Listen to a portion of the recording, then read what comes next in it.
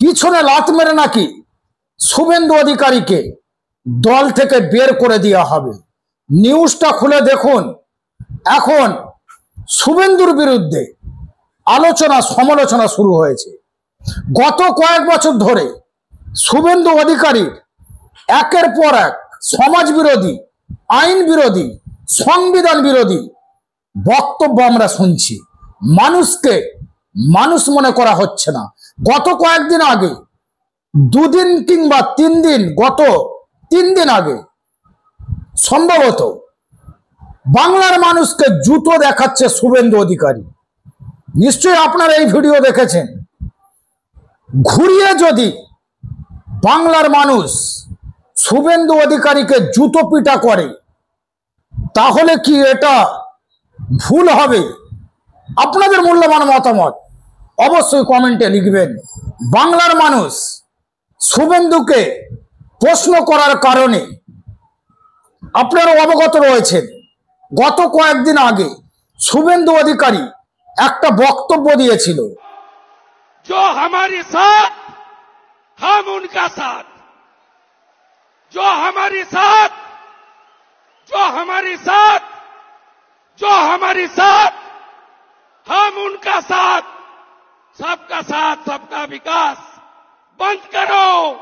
যারা আমাদের সঙ্গে আমরা তাদের সঙ্গে, এই ধরনের হয়তো কোনো প্রশ্ন করেছিল শুভেন্দু অধিকারীকে।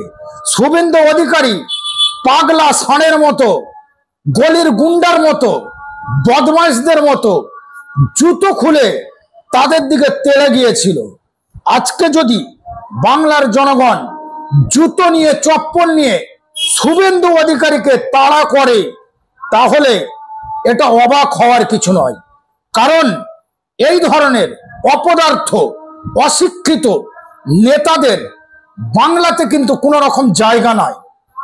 বাংলার জনগণ খুব সজাগ। সমাজ বিরোধী, আইন বিরোধী, এই গোবর গোমূত্রখোর কথাবার্তা বাংলার জনগণ কিন্তু কোনোদিন সমর্থন করেনি। আর যেই মুসলমানের কথা শুভেন্দু অধিকারী বলছে, টার্গেট করেছে মুসলমানদেরকে, যে মুসলমানদের সঙ্গে নেই। শুভেন্দু অধিকারী কি জানে? ইতিহাস পড়েছে, যুগ যুগ ধরে মুসলমানেরা কিন্তু দেশের জন্য রক্ত দিয়েছে, তারা কিন্তু শহীদ হয়েছে। আমার মনে হচ্ছে শুভেন্দু অধিকারীর বাপ দাদা 14 পুরুষ দেশের জন্য রক্ত দেয়নি।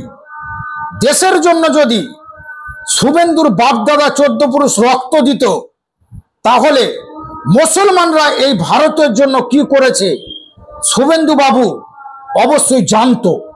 আজকে বিষয় হলো বাংলার মানুষকে জুতো দেখাচ্ছে, বাংলার জনগণকে জুতো দেখাচ্ছে। জনগণ ভোট দিয়ে নেতা নির্বাচন করেছে, নেতাকে বিভিন্ন রকম প্রশ্ন করতেই পারে।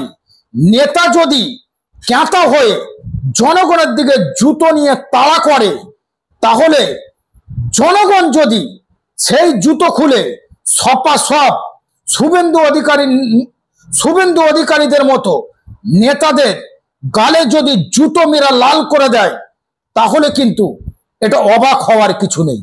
দর্শক, এই ছিল ভিডিও। শুভেন্দু অধিকারী যেই বাংলার জনগণকে জুতো দেখিয়েছিল, আপনারা কি এর সমর্থন করেন, না আপনারা এর বিরোধিতা করেন? অবশ্যই আপনাদের মূল্যবান মতামত কমেন্টে লিখুন।